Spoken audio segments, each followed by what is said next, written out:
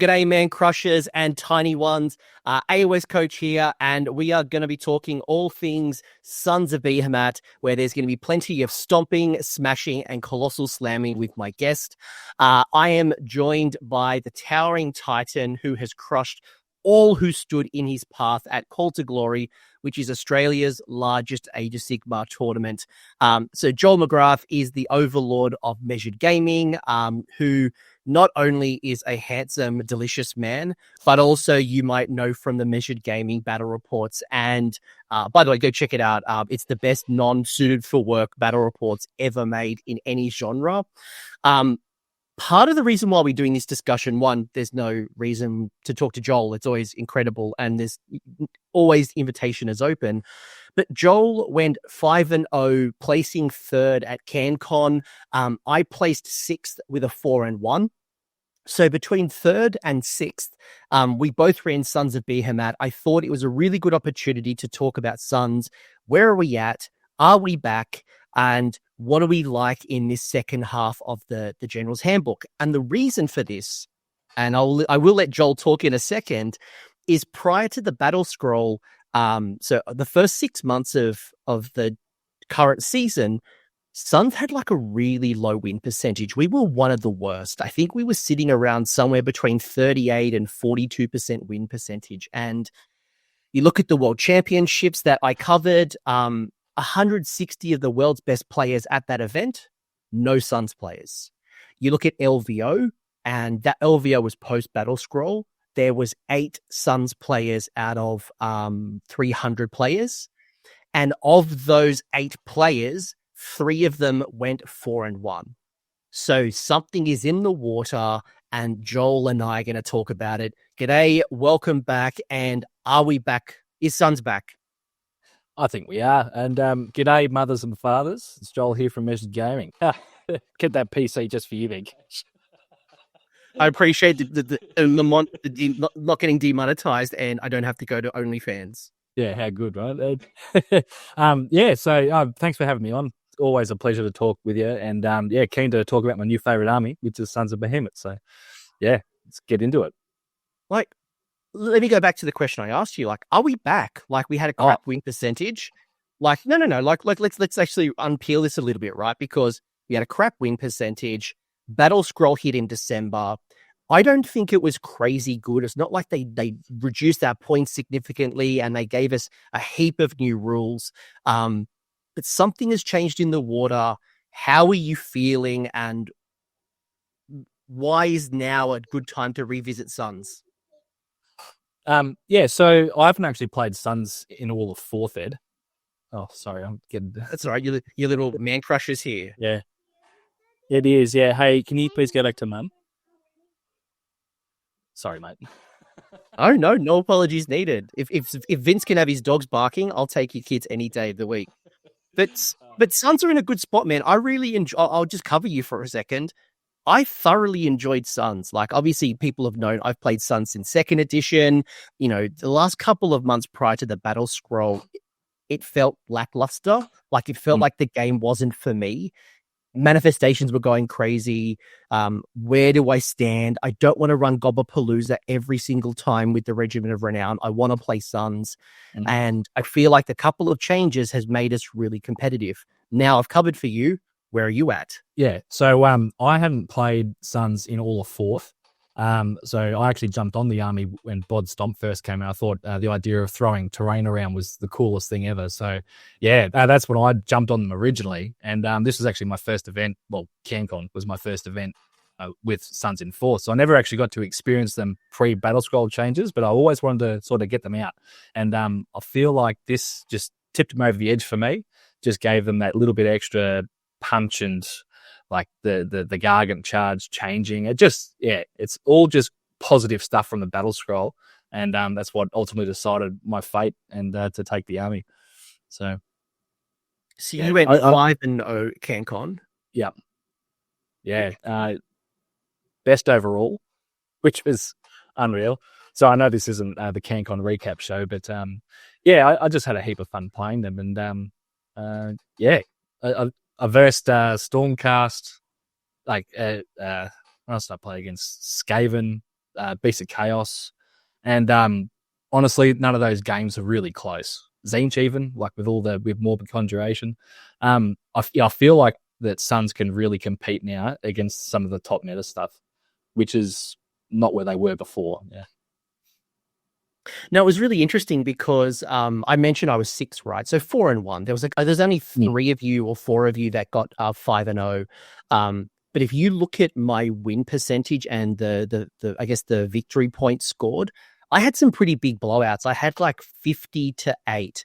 I had like, I think it was 50-20. And even my loss was like 40-36 or something. So that obviously helped me not only, to be at the top of the 4-1. I think there was maybe only one player in front of me. So even in my losses, they were really competitive losses. And when the game was happening, I played Flesh Eater Courts. I played the Morbeg Knights and Assuran and friends. I got to play Lumineth. I got to play Ossiarch Bone Reapers. I got to play... I'm sure I could look at my record, but it was really interesting. Long story short, it wasn't one change that really made me do well. There was a bunch of changes, and I kind of thought to myself, have people thought about the Gargant problem? And are we back to when people were focused on the DPS check? People like, I don't have the damage to handle you. I've been focused on elite units. I've been focused on cavalry. I've focused on endless spells. And now there's a big old Suns problem in front of me. Yeah, it's interesting, isn't it? How the meta changes, it ebbs and flows over years. Like Suns haven't really been relevant this edition, so no one's really trying to play against them or counter them, especially when it comes to list building.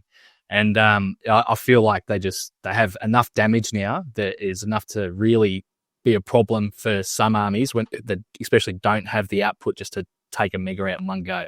Like doing 35-40 wounds to a 4-up save, there's not many units in the game that can actually do that reliably. Like Chosen is one that comes to mind, but that's a Varangard, but that's one army, right? So yeah, it's giving a lot of people grief. And the control score as well, I don't know if you found in your games, became quite relevant. Even if they were battle damaged, it's still, my guy's still 10, and you've only got 5 on the objective, Like that was the first time in 4th that OC's become relevant. Yeah, I rarely found anyone who challenged me on OC.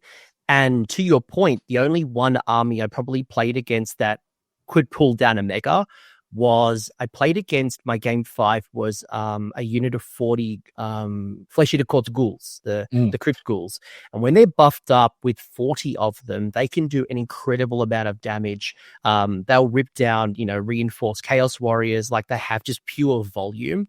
Obviously, my War Stomper went in and cleared house, but outside of that, like there was a lot of chip damage, a lot of annoying things, and my Gargants just kept standing and yeah, it was really, really fascinating that DPS, not a lot was there. No. But how good's the DPS coming out of Suns now? Like the War Stomper, as you said, it's a match made in heaven with extra callous feet and just absolutely annihilates infantry. Like Neg 4 Rend on the stomps is just chef's kiss, All right, we're going to get to that in a second. I'm wearing up. Sorry. Yeah, no. You're getting me excited because, extra callous feet is now my go-to artifact. And for people who don't know why, we'll show you very, very soon. But what was your favorite moment for Suns at CanCon before we go to the rules? I've already got mine lined up. It was my favorite. So this is the first time being a Broad Stomp player. I've never actually really played Suns in their entirety, and this was the first event I've ever done it, and I actually got the suplex Trug with Broad, so I landed this massive charge against Scott Batchelor, lovely guy, but turn 1, massive charge, suplex him outside of the Goblin Floozer, 12-inch range for the Neg 1 to hit, poled away from them, so I was outside, and one-shot it. That was my favourite moment. So I think Assuran is having nightmares about me. So in preparation for CanCon Call to Glory, I did 36 mortal wounds on the charge from Kragnos into Assuran. At CanCon, I suplexed him, colossal slammed him from King Broad into Kragnos, and then Kragnos smashed him with a hammer. So awesome. he was trying to avoid Pui was trying to avoid Kragnos at all cost, and King Bron like, man, I'm not going to get this battle tactic of slaying the general's reg. I just suplexed you. And just whack. Oh, you'll love it. Playing with the suplex, and just all the other rampages were just so much fun. So much better than Broadstop. That's all I'll say. Well, let's talk a little bit about the rules, right? Because, I think we both agree Suns are in a really good spot. I don't think, it wasn't heavy discounts, not Fletcher to Courts who got somehow in crazy amount of buffs around their faction abilities and then got points discounts. We got some little incremental things, but they were big incremental things. And look, there's a couple of things here on the screen. The ones that I'll call out is the Gargant charge is no longer a rampage. It's now a ability. Kragnos had a bit of a nerf where the 3d6 charge can't be used now for counter charge. We had the Mega Gargants. All Mega Gargants now get +2 stomp, Almighty Stomps or Almightier Stomps. I'm not even going to talk about the Kraken Eater. It got some things. I don't care. It's a nerf. I haven't run either. But basically you can't get the, you used to be able to kick objectives into other territory and then boost it or change its score. We lost that. We lost it. Oh. So Kraken Eater, you stay in the cupboard for a while. And then the last one, which I thought was really fascinating, was the Beast Smasher changing the main club attack to 5. So Joel, here's a bunch of things that have changed. When you looked at this, like, thoughts, opinions, what do we like about this? What changed for you from like a competitive perspective? So there's 3 here which impacted me personally. Firstly, the Gargant charge. So basically you charge everything in, and then at the end of the turn, by end of the charge phase, you just see whoever's in range of something and you just roll D3 for each unit. But it only ever used to be pick one model, and then they would do D3 to everything within an inch. So you gained a lot of chip damage just from charging, which we haven't had since 3rd ed. So that's a huge change. And it used to, wasn't it 2-up? Like, didn't you also have to roll a dice to see if you triggered the ability? I think it was roll a D3. Yeah, I'll take your word for it because I never played them pre-Battlescroll.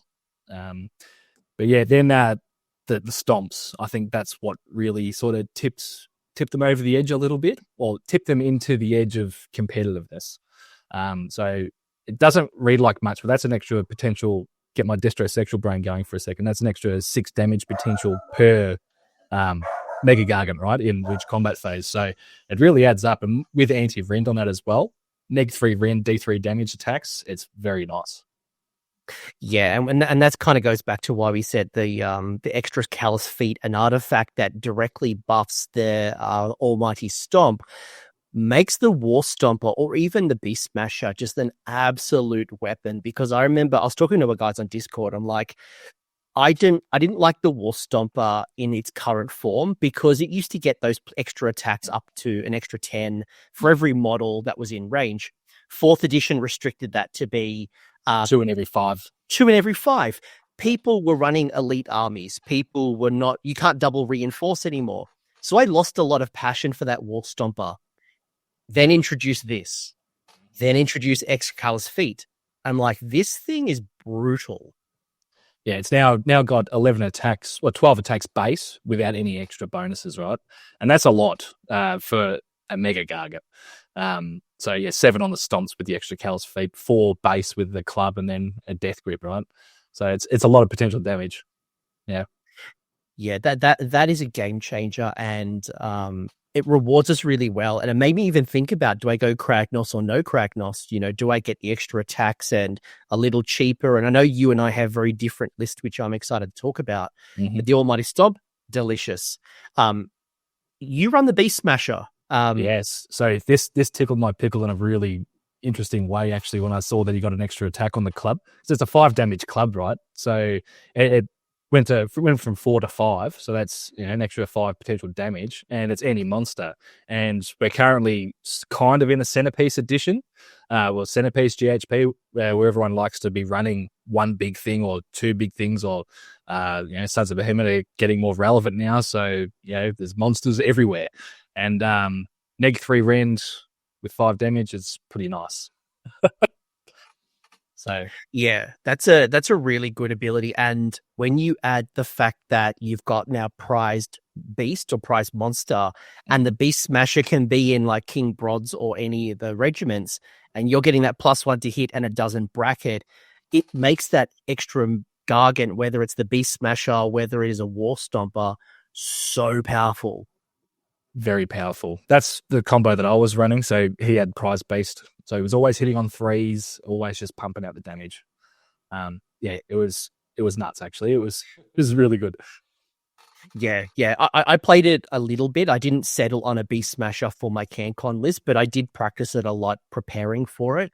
And the volume of damage going into a Vermilord, going into a Lariel, going into various monsters, it didn't pay off all the time because not every army did have that centerpiece. Like I played a lot of Lumineth where there was no Teclis on the table or no Battle Cattle. There's been plenty of armies that have just been, just lots of cavalry. But even when I didn't play against a monster, the Beast Smasher did better than expected. And I actually didn't even look at the Gatebreaker because I'm like, this guy's pretty good. Yeah, you look at him now. So he's basically just a slightly cheaper Brod. So how many points is Brod? Like 540 or whatever, and this guy's 470. So 70 points cheaper for essentially one less attack on the big weapon. So it's comparing, say, the Lumineth, Battle Cattle, Avalanor, and the other ones. They sort of do the same thing, but the main guy is slightly better. Yeah, that's how I sort of compared the two, or a way of looking at it. Yeah, it's been a long time since the Beast Smasher. I wanted to run it. Now it's in a really good spot. A couple of other things. Look, Glowy Lantern is more of a clarification, so we won't talk about that. Kragnos definitely is a hindrance, so having the 3d6 counter charge was actually really cool, and it made it a very scary threat. But I could see his points going up dramatically because it was becoming problematic. So it's a fine change. I played with Kragnos. It was fine. Obviously, I wish it was happening in the counter charge, but it wasn't too bad. Like Kragnos still did what Kragnos does and will do Kragnos things. Yeah. Again, I've never actually played with Kragnos, but I'll take your word for it. He really changes the way that you play this army. Not for better or for worse. It's just different. And losing the counter charge on the 3d6 is rough, but you kind of don't need to be counter charging all the time with this army anyway. It's still very much stand on circles and let your opponent come to you. If you do get the charges off, you get some mortals and it's nice. But yeah, there's no fights first or fights last in this army. So yeah, you're kind of happy with just people coming at you, in my opinion anyway. Yeah, I'm not traditionally like a super aggressive player, but there's been times like that Flesh Eater Courts, for example, where I got the top of turn 1 and I went aggro. I went hard because I knew the minute he put on his buffs, the minute he started getting some of those points, I knew it was going to be hard. He'd screen off a shore, and so you go aggro. But you're right, our power is standing on circles, zoning out the board, but this does allow me to go more smash. So if you like smash, Kragnos is your guy. Yep. Anything else you'd say on this? Like overall, like mostly it's been really positive, and for most people, like beggars and babies, like it's actually quite good. Yeah, I think it's great. Great changes. It's brought an army from the bottom back up to being relevant again. While it's not everyone's cup of tea, it's a lot of people's cup of tea still, and a lot of people love playing megas. So, yeah.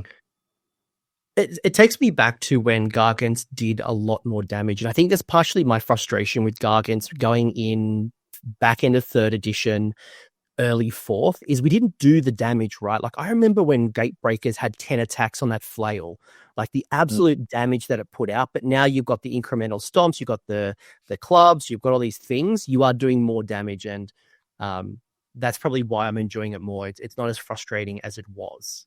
Yeah, I feel like the meta's changed a lot since when 4th first came out. Everyone was really trying to stack the negs to hit and all that, which really just screwed destruction armies in general just because of the hitting on the 4s, right? Now you've got prize beast. There's less neg 1 to hits built into armies because people are just trying to win games faster. I feel like they're in a bit of a sweet spot at the moment because of those reasons. And plus, we're handling the manifestations a little better. Like, there's no really cheap purple suns and things going out. Like, hell, Liam won it without any. He played IDK for those folks who had no manifestations. So I think it plays nicely. And actually, why I dropped the Glowy Lantern early on. I played Glowy Lantern. I played with the Kronspine. I played around with Primal. I played around with a bunch of them.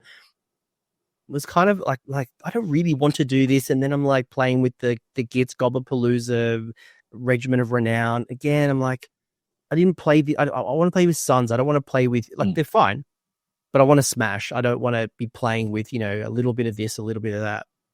Yep. I didn't choose the manifestation lord intentionally, so I didn't even consider choosing the Glowy Lantern because I couldn't use it. That was just I was there for a good time, right? At the end of the day. I dropped mine. I didn't take it either. And look, we've been dancing around. So let's talk a little about lists, and we can talk a little bit about like our experience, what we learned, and like why we did what we did, and maybe some of the commonalities here, right? So I'll read out the lists, and then you talk to me about what's going through your head and how's it all work. So you've gone take a tribe. I went break a tribe. You went King Brod, who was your general, Beast Smasher, who is obviously in the general's reg, taking Monstrously Tough for the extra wounds, and also a Man Crusher in Brod's regiment.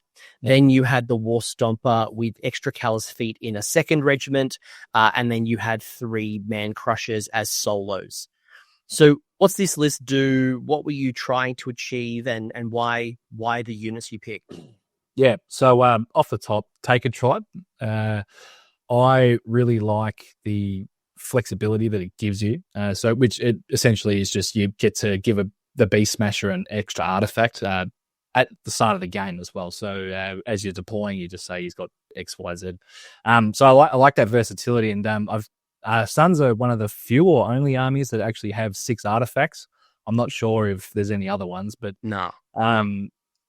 So that's a really good toolbox. And when we're talking Suns list, there's not much difference or much versatility with what you can take. It's usually 3 or 4 megas and an assortment of babies, or you might get a bit fruity and take a regiment of renown, right? Like there's not a whole lot to the list building. That's where I really wanted to go into the games, not being a singles event as well, not knowing who I was going to be paired up against. I wanted to just give that Beast Smasher that extra little artifact, which can potentially win me the game or change how I play or counter my opponent for that game. So, the Man Crusher inside the Keaton Brod's regiment, I just couldn't fit it in the other one, right? So he's there. And then as before, the War Stomper with the extra Callous Feet, it's just a match made in heaven. I don't see putting the extra Callous Feet on any other mega. Just because he's got 2 more stomp attacks base than all the other ones. I really like having the 4 singles. I felt like it just allowed me to zone out the backfield potentially, so I could just push forward if I needed to. There's not really a whole lot more to say about that. Have you got any questions? I guess one more thing actually about the Taker tribe. So you were Breaker, right? Which is I was Breaker. Two megas near each other, they get wards. So I didn't want to. I played a lot of Karazai, as he's just there over the years, and with the Praetors and all that. And I found it's always almost shackling to your big stompy monster who just wants to go and smash stuff. But you can't because you're having to be stuck next to another unit. So I just wanted to avoid that completely this weekend, and I feel like it gave me a lot of freedom just to go out and do the stuff that I needed to do, rather than making sure that I was wholly within 6 or whatever it is, and keeping my ward save up because I don't want to die. But I got to play a lot more aggressively when I needed to, and that's what I think got me the 5-0. Yeah. I want to ask you one question, then I might go to my list, and then we can kind of bounce back to you, because we have a lot in common, and there's probably 2 reasons I took Break a Tribe over Take a Tribe that I'll share in a second. But I would first say that even if you don't have a War Stomper, Extra Cal's Feet is just like the MVP artifact. When you've got the option between War Stomper and Beast Smasher, you'll notice that most megas have 4 stomps now. The War Stomper has 6. So when you go from 6 to 7, then going an extra point of rend. So against infantry, you're doing like rend 4. And then you're doing D3 plus 1 per stomp. Then add the prize beast that then allows you to, which is what I was doing, the prize beast then getting that plus 1 to hit always. It just made it so killy, and so much damage came out of my War Stomper. So just before you flick to yours, reason why I didn't have the Beast Smasher and the War Stomper switched around for is because I just wanted that Beast Smasher to always be the plus 1 to hit guy, because there are things other than infantry. And going to CanCon as well, such a large event, there was the potential of seeing a lot of armies which didn't have a lot of models, because people don't want to be playing in 30 plus degrees Celsius, pushing hordes of 40 ghouls around. Some people did, obviously, but not everyone. Yeah, so with the Taker Tribe giving the Beast Smasher the artifacts, are we looking at the artifacts, or do you come in there? Well, my next question to you was going to be, so obviously Extra Cal's Feet was the one that you picked. Yeah. My question was going to be, what were the other artifacts you found you were picking for that second Taker Tribe artifact? Yeah, so mostly without Kragnos in my list, I didn't have that extra speed, I suppose you could say. Like babies can run and charge with their Holy 12th of a mega, which is quite nice, but the actual megas themselves can't run and charge. So the Amber Bone Totem, or whatever it is, which is a once a game artifact for run and charge, I felt like I could use the Beast Smasher to go up on a flank, do what he needed to do, and then pop his once a game run and charge to get back into the fight faster. I also found a lot of value against Nathan Thompson, who was running 70 Bestigors with the Glowy Shield of Protectiveness, which was its save rolls of 6 is immortal back to the attacker. So weight of dice, critting on 5s, there's lots of dice. And yeah, I got to rebound a lot of damage in that game. So, but yeah, it was mostly just the once a game run and charge. I did originally want to have the +1 attack against heroes. I can't remember what that one's called, but I never Big Slaughter Call. Yeah, just to really juice his attacks up. But I never got to pick that one. I didn't need to, unfortunately. I know that was the plan. I know a few people are really big on the Mantle of Tuscan Horns for that once per battle +1 to hit, which is not bad. I don't feel like I've ever needed it. It's obviously nice, especially you're debuffing, and it's hard to spend your CP, but yeah, I feel like with that one, with the addition to the game of Prize Beast, it kind of falls down the pecking order a bit for me, because you're saving your CP already. So you've got essentially 2 out of your 3, in this case, all out attacked. So you don't really need the aura. Yeah. That's what I found as well. Like, that's what I found. But I think we both agree Extra Cal's Feet is awesome, and I love the Taker Tribe. And, upon reflection, I probably wouldn't have minded the Taker Tribe. Now, I'll share a little bit about my list and how this is a little different, right? So I went Breaker Tribe. It was 1950. You'll see that I have 3 Man Crushers. You have 4. I went King Broad, again, General, even though I've also got Kragnos as an option. I had the War Stomper with extra monstrously tough, the +5 wounds, making them both 40 wounds between Broad and War Stomper. The amount of times that I'd gone over the threshold to the 36 wounds taken, and then still able to fight, to then go on and heal myself, whatever it might be, those +5 wounds, I know some people like to build into the combat side of it. For me, those extra wounds keep me on the table fighting for longer. I'll take monstrously tough every day of the week. Yep, couldn't agree more. That's the only command trait, or heroic trait, or whatever they're called now, for me. There was a couple of times over CanCon where that actually came into play. Like, I had a mega left on 2 or 3 wounds, which would have died otherwise. So I've seen arguments where people have gone Furious Temper for those +2 attacks, and then you add the either it's Extra Cal's Feet or the +1 to hit, and you get this really aggro once per game Gargant. Yeah. But for me, it's all about staying on the table as long as possible. A couple of other things that are probably a little different. I've gone 1950. One that was really beneficial. Two, it got me an extra command point in the first turn to play around with a little bit. It meant that I have one less man crusher, so I have less board presence.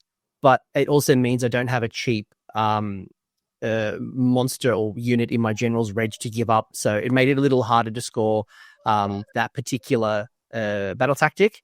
Mhm. Kragnos gave me damage, gave me the 3d6 charge. It gave me a real spotlight. People would obviously be fearful of that 3d6 deploy differently, but it also meant that when I played, for example, the my loss against OBR, it meant that the catapult had a one primary target. Those Morghast Harbingers had a key target, like the Death Riders. Everyone just went for that Kragnos, which can be a blessing or a curse. So I had probably more smash. You have more board control and wounds, and which is ironic because I've just told you Gargan's probably the strength is being on the table. Yet here I am with all the smash. But yeah, that's probably the key difference as well. Any thoughts or takes on my list? Yeah, no. Obviously, if you're going to juice up a mega, it's going to be the War Stomper. I just wanted to spread the love a little bit more with mine. That was the only sort of major difference between our two loadouts. Kragnos does Kragnos things, doesn't he? He gives you that threat of just being able to go whack, and like with the Man Crusher Gargants running and charging, that can go across the table if they wanted to, right? So yeah, no, I do really want to play a Kragnos list in the future, but yeah. Yeah, I like it. There's Brod. He's got the Sons of Behemat keyword as well, right? So Brod can heal him up and all that. Yeah. Mm-hmm. I think one other thing I'll call out and why I can't take a tribe because who gets the extra artifact? No one. I've got two unique characters. The other one that I found really fun is that I could turn one go seize the center with both Brod and a War Stomper. And knowing that they were in combat range, be super durable with 40 wounds each, plus the 6-up ward, it made that seize the center really hard. While in the past, I've tried that with Man Crushers, and I don't want to give up my Man Crushers really easily. And I know they'll die to a stiff breeze. So that was probably one benefit to the Taker tribe, being able to just put them on the center and say, come fight me, especially those battle plans where you are kind of compressed into the center. There's not many objectives, and I've now dominating the board with this looming Kragnos who, if you come charge me, I'm going to come get you. Mm-hmm. Yep. Did you find that you were doing seize the center a lot for your tactic, or was it you were like putting two Man Crushers out on the flanks where you for the flanks, take the flanks battle tactic where it was all kind of more central? Yeah, I probably found, so when I look at my games, I was 2 drops, you're 2 drops. I mostly played against armies that were 2 drops. I seem to have lost the priority role most of my game ones. So I got given first. So my strategy was, I seized the center was probably my first. Brod and Kragnos. Sorry, Brod and War Stomper. And then I'd have Kragnos at the back, like just swinging like it's this little thing. And with the speed, I could just come in and absolutely crush you. Yeah. Well, he's the cavalry, isn't he? At the end of the day, so he's just waiting to find the right opportunity. But yeah. I probably found take the flanks seemed to be like a late game thing. Like traditionally, I'll go take the flanks and obviously take their land as the last 2. Mm. Yeah, I think my battle tactics were mainly, forgive me, I can't remember what they are. What's the one where you take one off your opponent and take another objective? That was always sort of one that I was doing. I never did flanks. It was always sort of a double thrown in there as well. But I was also fortunate enough to actually never go first in the top of the game. So I always won the roll off where I had dropped my opponents. So I think that's where our experiences may have differed a little bit. Yeah, I tell you what Kragnos also bring to my party.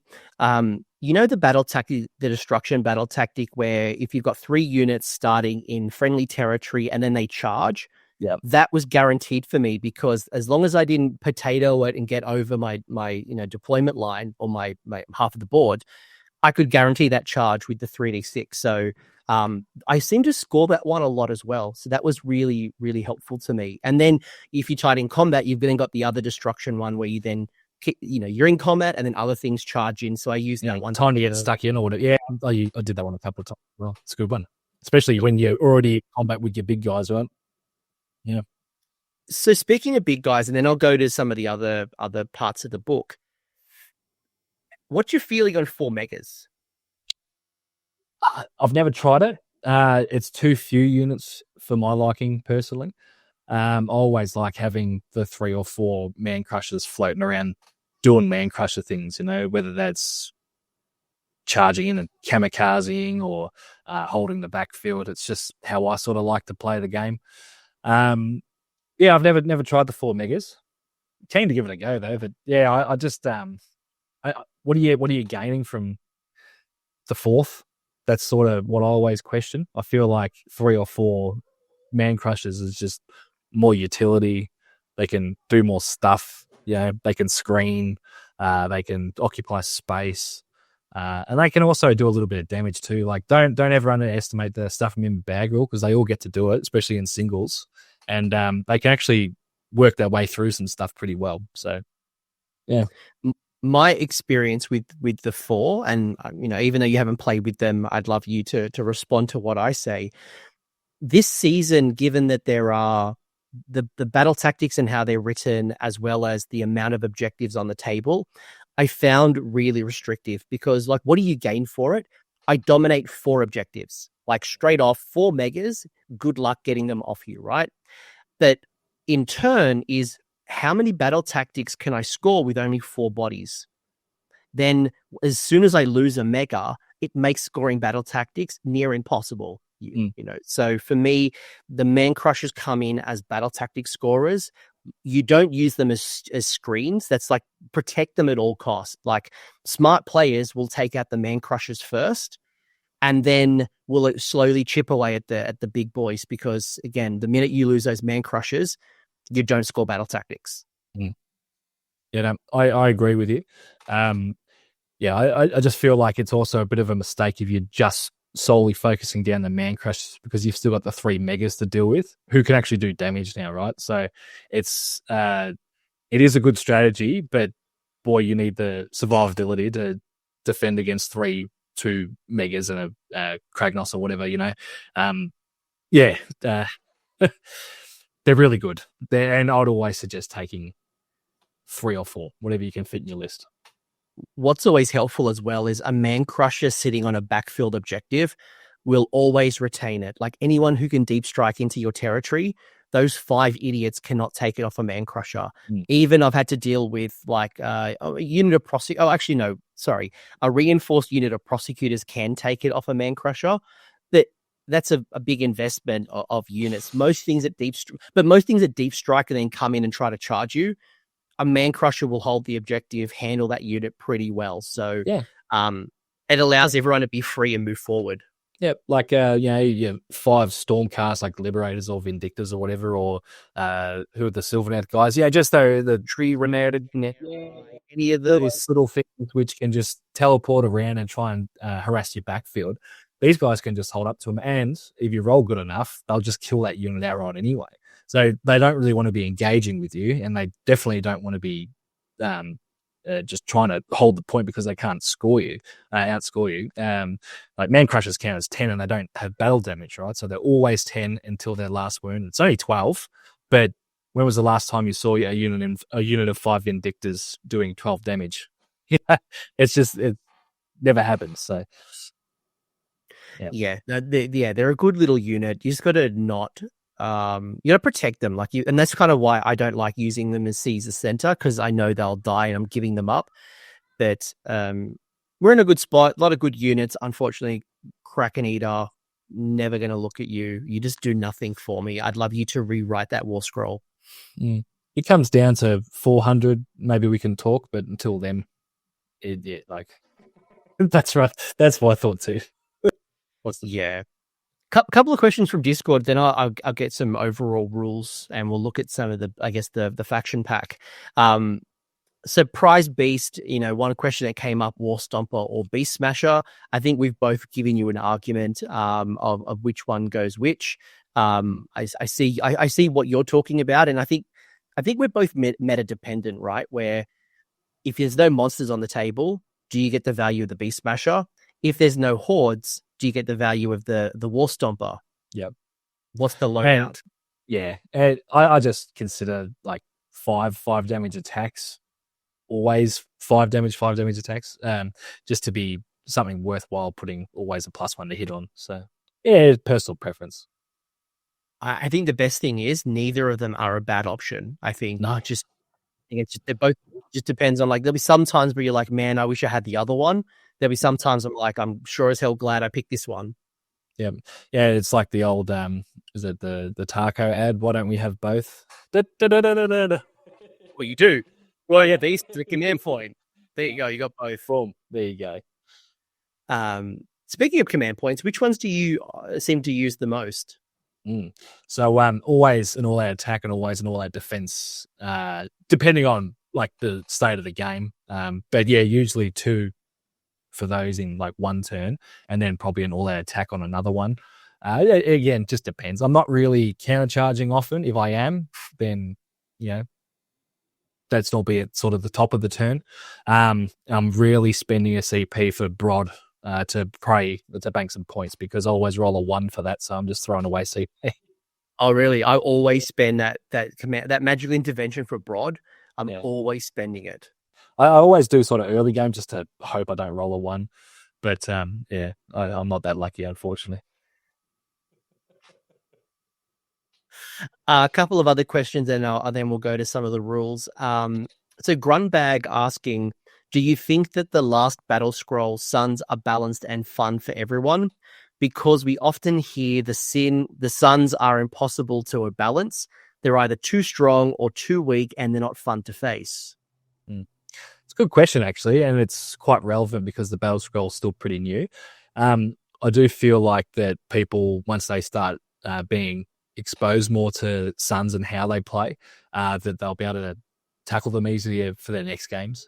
I don't think they're overpowered. They're strong, but there's no sin about being strong. Like, there's plenty of better armies as well.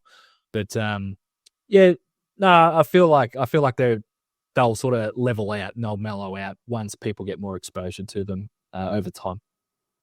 Yeah, I don't think any of those Battle Scroll changes were like dramatic. Incrementally, they all like combined are quite powerful. But I think, like, you're right, Sons are just a different problem to solve. When we very first came into this edition, it's like, how do I handle morbid conjurations? Then we've seen various factions, like, how do we handle Nighthaunt? How do we handle slaves? How do we handle this? How do we handle that? So I think anyone listening to this who doesn't play Sons, I think it's now just, if I was to play Sons, how do I handle it? And what's my strategy? Do I have the damage? And for those people who do play it, I don't think it's something where you're like, this is a feel bad. Yeah. Well, I mean, if you're laughing and carrying on and having a good time, then it's hard to have a feel bad. It might be not going their way on the table, but there's plenty of other armies who are giving that experience as well. So I think they're fine, but that's also recency bias. It's the army that I've been playing recently. I think they're fun. Whether or not my opponent feels like they're having a good time's subjective, I find it hard to believe anyone who plays you doesn't have fun. There's been a few over the years. Oh, I'm sure that was when you played Fire Slayers, not Sons. Oh, I still have fun with Fire Slayers. Not like that mega chat in our event who ran 19 dunes. One of yours. What a mad lad! And I thought you were crazy at Bush Bash for your like 10. Oh, it was like 8 Grimwraths back in the day. Yeah, it's something ridiculous. That was a while ago. That was a horrible tournament. That was great. Great list. Horrible tournament. One other burning question that I want to get into some other rules. So this is from Red Lennon saying, do you find it more effective or most effective to have megas working in coordination with each other, like Brod and the War Stomper? Or do you find there were situations where they were more effective working independently? Now, I have very strong opinions on this one. I want to hear what you say first. Yeah, so this comes back to the Taker tribe pick. It allowed me to, it's almost positioned almost in a triangle. And so I didn't have to have them next to each other. They obviously started next to each other, but they didn't end up next to each other whatsoever. They were always independent operators, but they were never too far away from one another where if one is getting harassed by something and needs help, or if one does fall, then the other one can just go and take its spot and smash. So, yeah, like a little bit of clever positioning, just measuring 15 inches or whatever. It's nothing crazy. But, just sort of like in a triangle. And, they can just go help each other out when needed. Because I don't feel like they need the support from another mega. They might have a man crusher next to them, but I feel like having two, like half your army in one objective is just a little bit too much. In some situations where there's like that unit of 6 Varan Guard, there's that unit that you've just got to get rid of. Yeah, two megas, your focus fire. But you're right. I find that one mega on itself is rocks or diamonds. It's such a swingy profile. And just having that one man crusher can be the difference between deleting that unit and moving on, or being tied up with a couple of idiots and a power through is just not enough to get you out of combat. And you just want to be moving. You want to be charging. You want to be getting into the fight. You don't want to be wasting all your attacks on a couple of remaining wounds in a unit. That's right. And again, the man crushers have the stuff in your bag. You can always just push through that little bit extra damage, which could mean you're getting stuck in combat or you're free to go out and do whatever you need to do on a double turn. God, I didn't take many double turns. In fact, didn't you? I don't think I took any. I think I gave them away. Wow. I think I was taking on any opportunity that I could, except for my last game where it was tight. I kept winning prior, so I kept giving him the turn. Yeah. Yeah, actually, when I look at it, I scored 50, 50, 47, 36, and 41. So I don't think I took any doubles. Yeah, wow. No, I didn't. I reckon I was 46, 46, 44, 46, 46. I never failed a battle tactic, but I never had 5 to choose. Yeah, I failed one battle tactic, and it killed me. So I'm like, Kragnos just failed me hard. No. But partially why I'm putting you on. I'm going to try your list and see what I like leading into Adepticon. Yeah, Kragnos can go hang around with the Kraken Eater, right? Look, I love Kragnos, but the fact that he has 18 wounds, it's like half a mega. He obviously has more threat, but the durability and the staying power, like focus fire, especially if someone's just doing high volume of attacks, he's going to fail though. He saves crap, 4-up save. Because of that 4-up, at any point of rend, he will die. Mm-hmm. And I played my first game against Elizabeth, who was playing Lumineth. And I'm just so thankful she didn't shoot those 20 Sentinels at Kragnos. She went at King Broad, because there is a very good chance Kragnos could have died from those 20 idiots. Yep. Was it 41 shots? Crits on 5s or something, power. Yeah, crit auto. They're gross. Yep. Yeah, Kragnos would have died. I'm thankful, but like he's just really, that's 1/3 of my army almost in one model, and it's rocks or diamonds. Anything else you want to comment? Because I'd love just your, as we go through it, some of the things that really stood out for you, like the battle traits are my favorite, and I'm glad that we've still got Colossal Slam. Still love we've got Earthshaking Roar. Became very, very useful for me through the tournament. I must admit, when it went off, and I got it off most of the times, it was huge to shut down all out defense. Yep. Or all that attack. I used Earthshaking Roar any chance that I could, and I was strategically using my jump up and down rampage as well on anything, which I didn't care if they got a +1 to hit or +1 to save with. I think those two really make this army tick if you can roll 3 pluses. Turning off those commands is just absolutely nuts. On anything, it doesn't matter if it's all that attack, all that defense. It's just you're either doing more damage to them or you're preventing more damage coming at you. So, yeah, I love it.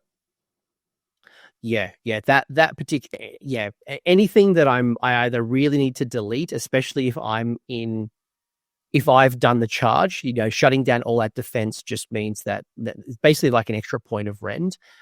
Or if I'm not going first, being able to, again, to your point, shut off all that attack just means that there's a better likelihood that I'm going to be around to fight back. Mm-hmm. Yep. Colossal Slam is always that fascinating one, and setting it up to make sure you can make the most of it. And even just the Assuring game as well. I took him off an objective. He was on it was on the, I can't remember the battle plane where, the home field one's worth 4 or 1, depending on. Border War. Yeah, it was a Border War. So he was like defending his little home objective. I Colossal slammed him off it. Then obviously punched him in the face with Kragnos. But moving people off objectives or moving them into combat range of other things, or just even breaking synergies where, like, something's got a buff aura, they're now out of the aura and the other things are affected. The abilities and the things you can do with Colossal Slam is shouldn't be underestimated. Yeah, like the damage is just the cherry on the top, right? It's not about the D3 mortals. It's definitely about the repositioning your opponent's centerpiece model out of position so you can smash it even harder. Or, say if you did this to another Mega Gargant on the same battle plan, Border War, you suplex them off their objective, then you get to pile onto their objective, right? So it just creates so many openings for good play. Again, you just need to roll that 3+. Yeah, it's failed me a few times, but if you hit it, the look on people's face, just like, you did what? Because it's such a unique rule. It is. I think it's the only ability in the game now which allows you to interact with your model's position, your opponent's model's positioning. So I'm really glad they kept it, because there's a lot of it in like 3rd edition where like Beast of Chaos could make you move 2d6 inches closer and all that. So there was just a heap of it. It was, most armies had something like that, and this is the only one like it in the game now. I'm glad. There's Corn, the Corn, like, get over here, and yeah, a lot of armies had it.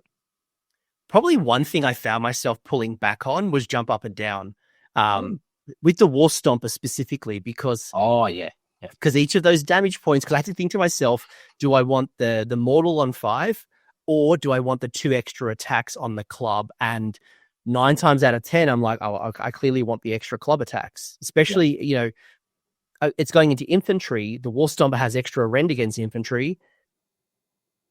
Jump up and down, that's better for the Beast Smasher, King Broad, someone else. Yeah, I couldn't agree more. I use that strategically as well in my games. Going into a unit of 20 of whatever, it was, I call it the Horde Tickler. Do I tickle this Horde a little bit? Or do I just get, was it 8 extra attacks on the club to push them up to 12? -3 rend on the club's juicy as into infantry as well. But important to note as well with the War Stomper, you get the 2 extra attacks for every 5 models. It doesn't have to be infantry. So into cav or anything, it's really good. Yeah. I actually found myself just fighting a lot of infantry with my War Stomper, which is what it does. And then you add the King Broad prayer. Should you have the extra rend, you're in rend heaven. Yeah. Did you get that off much over the weekend? I think I got it off twice. Or like the big effect as well. Yeah, I find I mostly use it for the D3 heal and the +2 movement. I find they're the ones that I use more than the rend. Usually I'm okay with the rend. Obviously, if I'm up against like Slave, Stormcast, or OBR, I'll dial that up. But the +2 move, making a Mega Gargant movement 12, or getting that Man Crusher to movement 10 before the run and charge, and then the heal, obviously, especially through that ship damage, it saves me that rally. It just means that Gargant is around a little longer. Yeah, that spicy turn 3, turn 4 Brod's prayer heal going off is just, it could be soul crippling to your opponent. All the work they've just done and everything's just healing up. Because it's table wide too. I know this isn't on Brod at the moment, but no. Jump up and down. Yeah, love it. But don't use it with the War Stomper. Yeah. The +2 movement's really good in turn 1, especially if you're going second, where you've used magical intervention, you've got yourself a couple of points, and then if you can trigger that, and all of a sudden you're like, right, I'm going to start charging from my territory, that destruction one. It's not the kind of, is it the kind of approach, the whatever it is, right? Where you're inside friendly territory, you charge outside. I think it is. Yeah, time to get stuck in. Like Yeah. when you add that +2 to move, Kragnos or no Kragnos, it just makes that really very, very achievable. Mm. Or use your man crushes, then run and charge and sling them into the combat. Yeah, love it, mate. Gargants, man, they're such a good army. If you guys don't buy Gargants, if you're listening to this and you don't own Gargants, go buy them. If you are playing them, get them back on the table. Yeah, I feel like if you play any kind of army which has monsters and you like running the big monsters and doing the big monster things, you'll especially love Gargants. What's the psychographic profile thing? Timmies? Oh, the Timmies. Yeah, I call us destrosexuals. And yeah, I just feel like anyone that's that way inclined will have a blast with this army. I just feel like Destruction are like the Blondes. We just have more fun. I think so too. And yeah, I've always had fun playing other armies that I've got, but this one's definitely been the most fun. Yeah.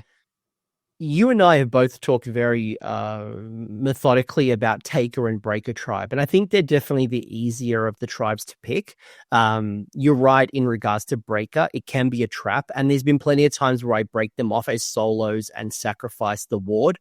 What are your thoughts on Boss and Stomper tribe? I can't really say that I love them. So the Boss tribe, that's the if you're for whatever reason running units of 3 man crushers, I can see this one being really good. Like if they actually become relevant for whatever reason, maybe I don't know, they get an extra attack on something or whatever, then a unit of 3 of those are actually quite nice. Especially with the changes to the Gargant charge actually. So they get D3 plus, is it 3? If it's +1 mortal for every model that's in the unit. Yeah, fairly certain. I have to have a look at the rule. Yeah, I don't use mob very often, but I can see this argument. Yeah, I do know that they get extra charge mortals, and that would be to every unit within an inch of them, right? Because of the changes. So if you wanted to do a lot of charge mortals, maybe Boss Tribe would be the sort of way to go. Because yeah, you get the chain activation, right? So one Neo Gargant goes, and then you get to activate a unit of babies. So I don't mind it, but it's not really relevant at the moment. But I can see it being relevant at some stage potentially. Can I pause you for a second? Because you and I, neither of us have the mob, right? No. Now, I don't see the value in the mob. Now, the only argument I can see is CP resource management, where I issue 1 CP for all that attack essentially on 3 models, or, you know, I get that, I guess, that efficiency.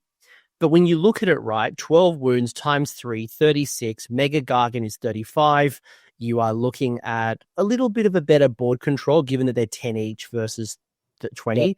Yep. You've got a worse armor save overall. Man Crusher's having an armor save of 5. Mega's having an armor save of 4. Mm-hmm. I don't see a lot of argument for the Man Crusher mob, and maybe I'm just biased. Yeah. But do you see a use case for running the 3 over a Mega? I do, and that's all because of prize based. So you can give prize based to the Man Crusher mob now, and 3 of them actually do more damage than a Mega Gargant. There's just more attacks, and and whether or not you the stars, the rock throw attack, so 24 damage. You got the 3 shots with the rock, and you got the unit you got the unit champion as well. I'm pretty sure he is actually a unit champion, so there's an extra attack on all of his profiles as well. So it's almost like you're running 4 megas for the headbutts and kicks, as opposed to just the 3. So yeah, like I wouldn't personally run them at the moment, but I reckon there's a list there with 1 mega 1 mega Kragnos, and I think you can fit 3 units of 3 babies in if you wanted to really lean into the charge mortals, and you're getting the run and charge with a 3d6. Like it would be a very game's over, won or lost turn one kind of army. But yeah, I could see some potential there. Yeah, they're not as durable, but they probably mathematically with the price beast, you're right. And you got the extra shooting attacks, like and you probably found this like I did. War Stomper, no shooting attack. Beast Smasher, no shooting attack. King Broad, no shooting attack. So all of those stupid little units, like whether it's the hero in the backfield, whether it's the Sentinels like I talked about, playing up against Skaven with the rattling guns, like how do you handle them without being able to either use manifestations that neither of us had or a shooting attack, which most of us didn't have outside the Man Crusher. And that's the only time I miss my Gatebreaker. I'm like, man, I wish I had that rock throw from a Gatebreaker. Yeah, it's nice, isn't it? That hits on threes as well, whereas the Man Crushers may as well not even have a rock throw. I prefer them to be even cheaper and not have that profile because it hits on fives and it's so shit. I think I landed one of them all weekend at CanCon. It's the worst when you hit and then you roll a 1 to wound. It's like, man, all that effort, you were so close. Just give me reroll ones. Yeah. But no, I really like Man Crushers, but would I run the mob? I don't know.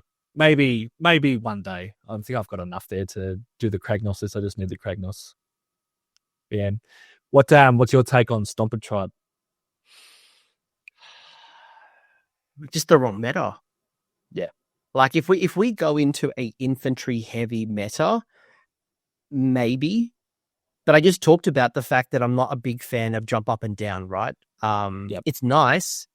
If it gave me a +1 to that number, I'd probably be more tempted to it. But I don't know if I need 2 jump up and downs. No, you're right. Like Mega's doing it on 5s is nice, but do you need to do it a second time?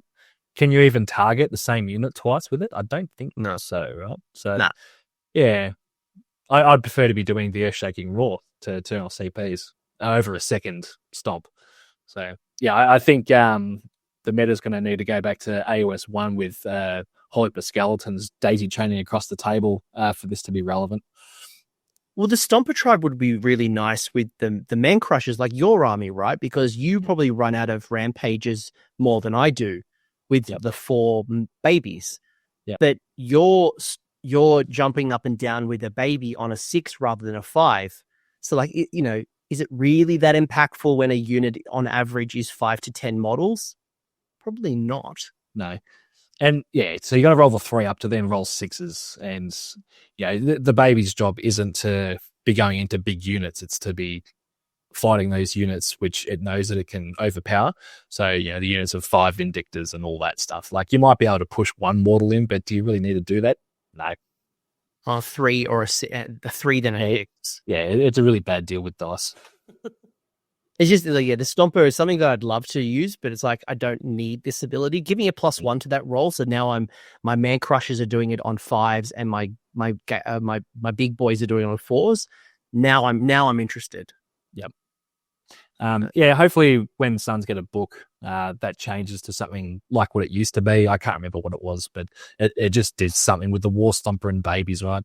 Kind of like what Boss Tribe is now. Yeah. Got its own commands or whatever. Yeah. Fix Kraken Eaters. That's what I want. Fix Kraken Eaters. We were talking a little bit about heroic traits, and we both landed on monstrously tough. The +5 wounds is just so good.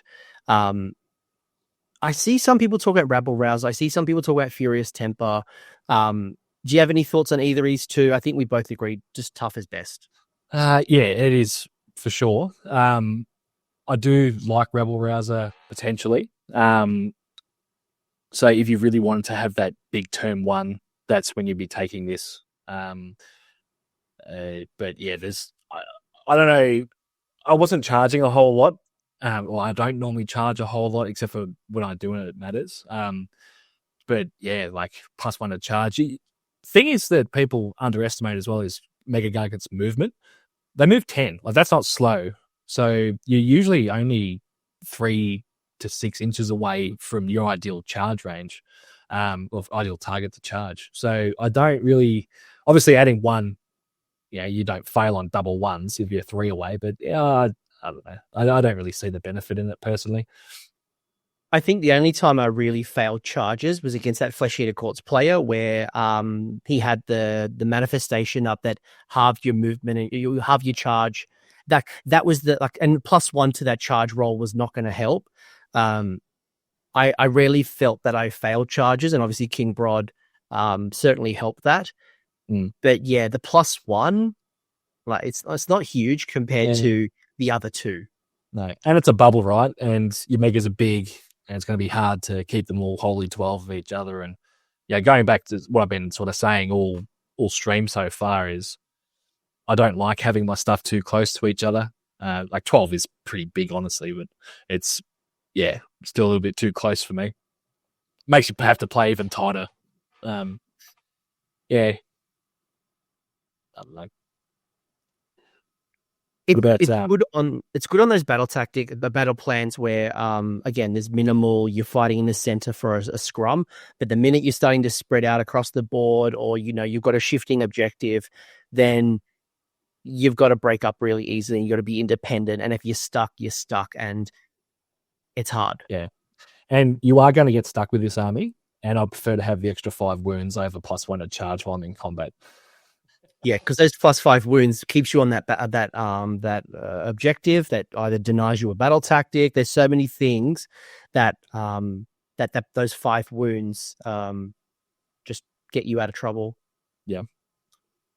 Well, we both agree. I think it's pretty obvious. And look, you want to do Furious Temper, you want to go aggro, you want to then go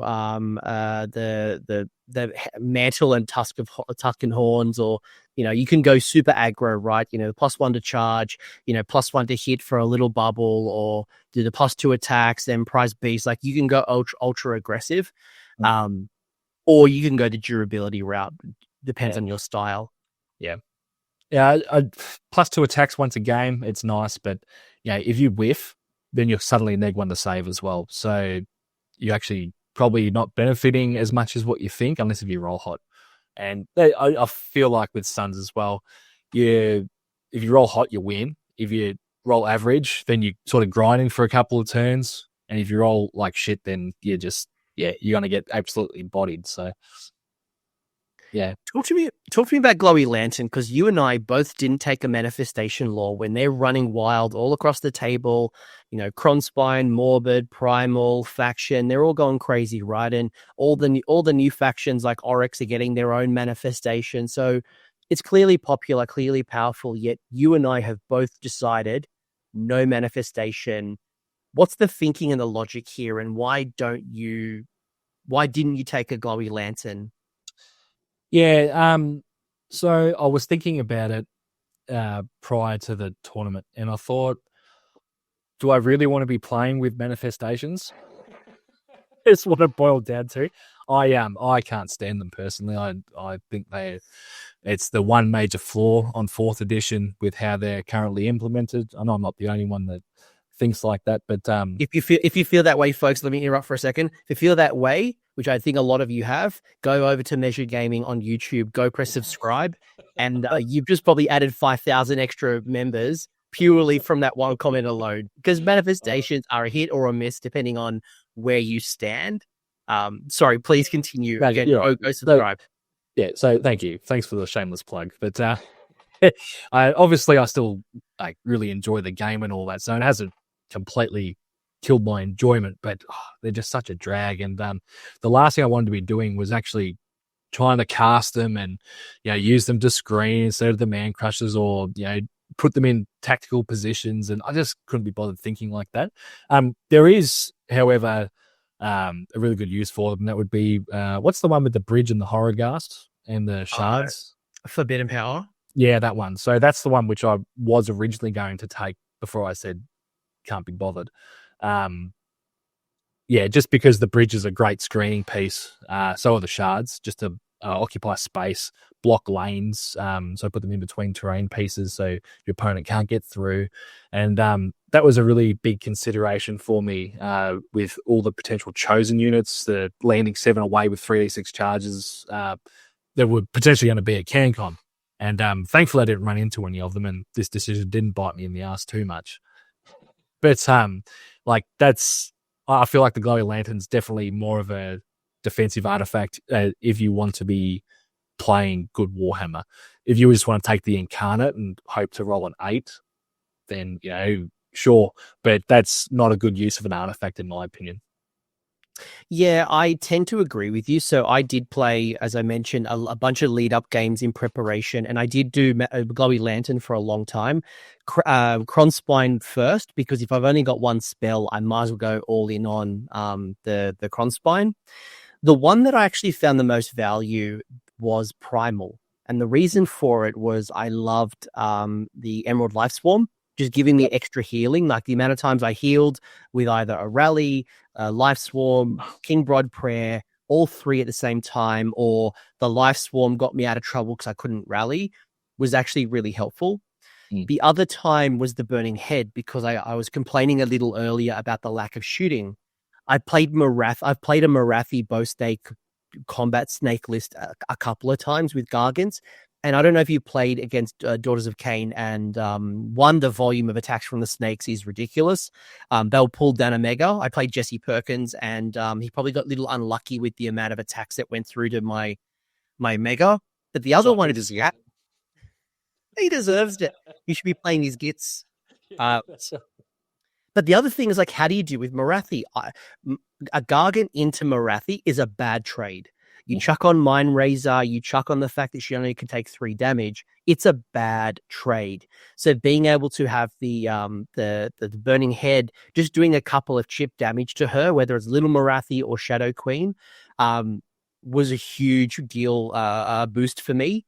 But I tend to agree with you, is that you aren't a wizard, so it doesn't let you dispel and unbind. It just lets you cast. And if it made me a wizard, different story. But I don't need that manifestation. And because magical intervention is always reserved to Broad, I'm only getting 5 turns maximum, and I don't really have a lot of boosts to casting it. So I probably get a manifestation out on average 2 to 3 times a game. Yep. Yeah, it's a rough deal. Like if that made you a wizard, it would be a lot better. But yeah, its current iteration, it's left wanting, I think. Yeah. And obviously the other ones there's some really good use cases, and your battle formation allows you to get those extra ones, because you're right. Yeah. If there's no killy superhero, then Kingslaughter Call is average. But then, if you don't need to charge the Ember Bone, like there's so many good artifacts, but they're never my first choice. They're always my second choice. Correct, because you're always taking the extra Callous Feet. And I just need to say as well, like, I love, this is like where Sun's power is for me, is in the artifacts here, especially Take a Tribe. It's just, this is your toolbox, because we don't have the units, right? So anything in here can be used, and they're all good situationally. And that's why except for the extra Callous Feet, where you're always taking that. All the other ones, except for Glowy Lantern, situationally good. And depending on your opponent, that's when you can just go to your toolbox, say, I'll have you, thank you. Put that on my big guy who's 40 wounds, always +1 to hit. And now we can do whatever I need to do. Yeah. Yep. Yeah, I love it. You're making a good argument for your battle formation. Thank you. Like if there was the bloody what was the regiment? Warlord. Again, a lot of really good artifacts here for Warlord to get that extra. But what would you pick as your second always? This is the question that I asked myself, was what am I actually going to default to? Because like if I had to pick one guaranteed, the flex. So if you took a Warlord battalion, you always taking extra Callous Feet. What's the second one that you're always taking? Ember Bone. Yeah.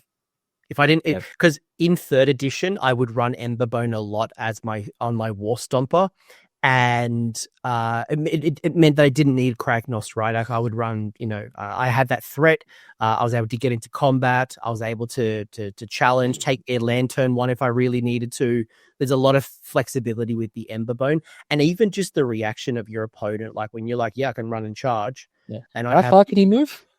I can move 10 +2 potentially if the prayer goes off. Then I can run, guaranteed at 6 plus a charge. Like you see the opponent goes, oh, wait a second, and they start deploying very differently. They start thinking about their army, and then you got a head start. Yeah.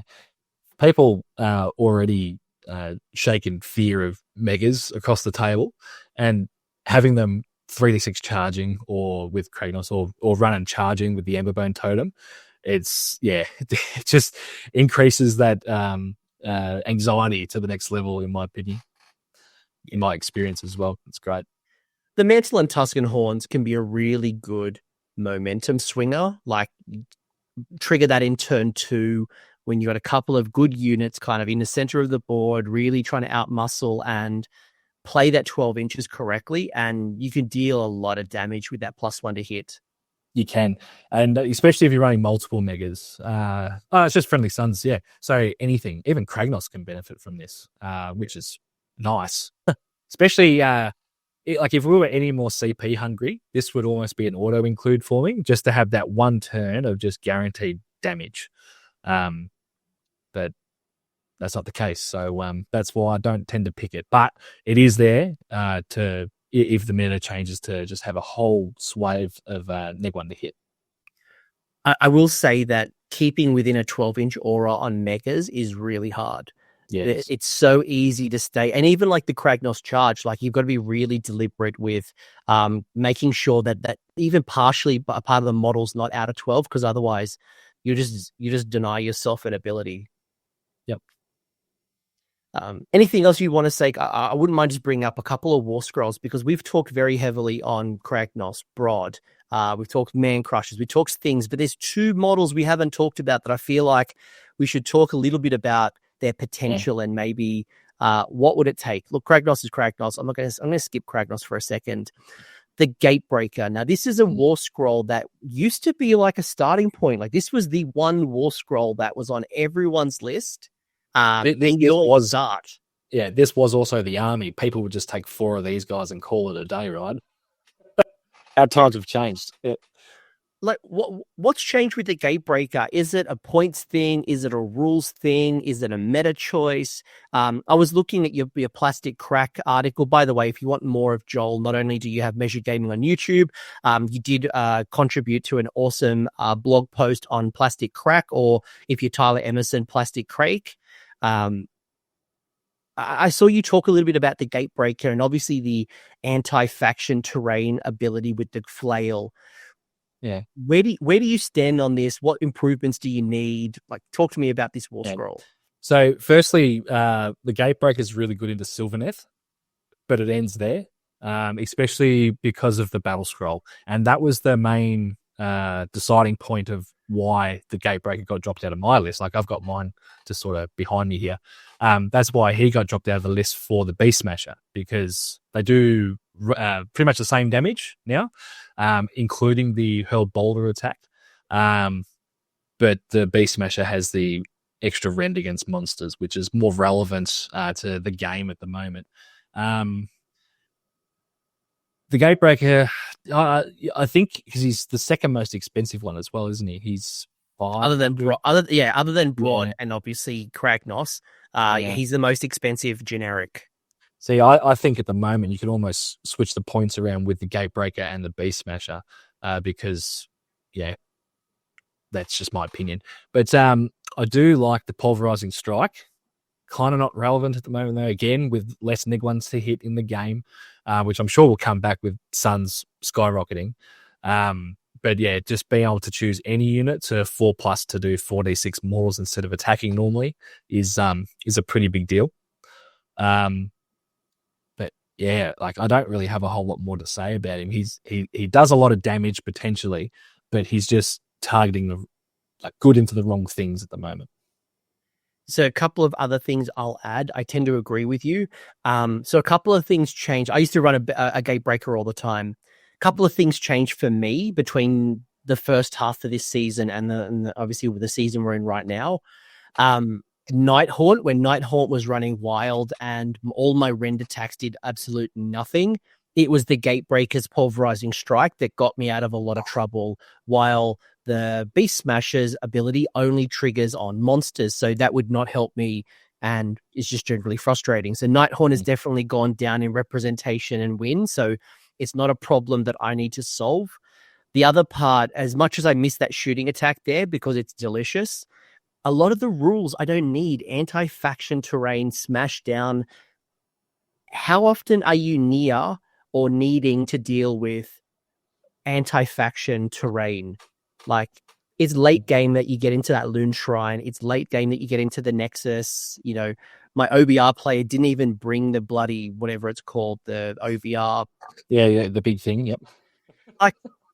Like, I think I fought terrain once, and it was like a late game thing for lols. Oh, there was it was the Flesh Eater Courts, because I wanted to get rid of that bloody pluses. Channel terrain, yeah. But otherwise, like, it wasn't a problem I needed to solve. Oh, yeah, I mean, when was the last time you needed extra rend against a Gnaw hole, you know? It's just, it doesn't make a whole lot of sense. All the faction terrain has a 4-up or worse save, right? So you're kind of just blowing through it. I'm pretty sure the Wildwoods, they have a 4-up, but they've got like 12 or 14 health with a ward save. So that's like the only time that he would actually be relevant. But do you want to be using a quarter of your army just to go around and assassinating trees that they get for free? You know, that's where I stand on him. It's not very positive for the Gatebreaker. If that flail was something else, I don't know, anti-cavalry, what else? Like War Machine, even War, actually, no, not War Machine. But like we don't have anything anti-cavalry. We have anti-infantry, anti-monster. We have a lot of these things. We don't have any anti-cavalry. Change that, and it changes the role. And that probably even goes into the Kraken Eater. Like, if that was the anti-cavalry piece, it gives it a defined role. It does. And you'd actually take it. You'd actually almost take it over the Beast Smash if it was anti-cav, because there's a lot more cav in the game than what there are monsters. So I like to think, though, this big flail would do some pretty good damage against Varangard or Dawn Riders, or insert cav here. It's the size of a Stormcast. Like, it's not small. The flail. Yeah. So that's probably the difference. Like, you know, points aside, like, it just, a lot of the abilities, I don't need it. Like, yeah, I'm relying on the flail to do good damage, but it doesn't have a big role that I need it to play. No. Yeah, it's unfortunate. Just like this guy. Well, this is the unfortunate one. Where do you stand on the Kraken Eater, and what do you need to see to, and obviously take that Get Off Me Land has changed a little bit, but the last time I had a really good use for the Kraken Eater was when Slaves to Darkness had the banner and the Nurgle banner, and then I could go in and steal it from the using the Kraken Eater. That was the last time I genuinely felt I needed the Kraken Eater and its abilities. Where do you stand? What does it need? So I have one of every mega except for this guy. I've never really seen the utility for it. It's usually you get stuck in the middle fighting with this army. It's very rare that you're going to be, like, even before the changes in the battle scroll for Get Off Me Land, it's rare that he's going across the table, kicking their home objective, like on border war, back into the middle or whatever. It doesn't really do much. Like, it's got less attacks on its club. They're 4 damage though. Like, that's the only thing it's got going for it. And it has a less swingy shooting attack, which, if you want shooting, then it's got it. Also, the stuff from your net is quite good. It's the best one in the book for putting dudes in your pants. But like, it's just, I don't know. It doesn't really, its main ability doesn't do anything anymore, and it's doing the least amount of damage out of all of them. So yeah, I don't have a lot of experience with this guy, so you'd be better off. Yeah, this guy was really helpful before Lookout Sir became Lookout Sir, like the bodyguard stuff. Because Hurled Debris was a really good way to get at those minor characters behind a line they just can't reach out and touch. So the shooting attack is decent. But outside of that, like, there's a lot of things I just don't need. You know, the kicking of objectives, having to be, you know, within 1 inch, and like all the stuff that needs to happen. And, you know, you roll a crap roll, and then like you got this Mega Gargant babysitting an objective and moving it around. Why?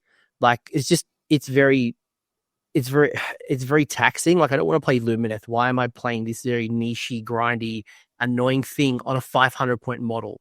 Yeah. And speaking of annoying, like the worst part about running one of these Kraken Eaters is you can't use the nice objective pie plates. You're going to have to use coins or little tokens. So then when you do kick it, you're not picking up all your models, right? Yeah. If I remember correctly as well, in second edition, you could take the faction, the specific Kraken Eater faction, and that made it a 3d6 move. So yeah, the Taker Tribe.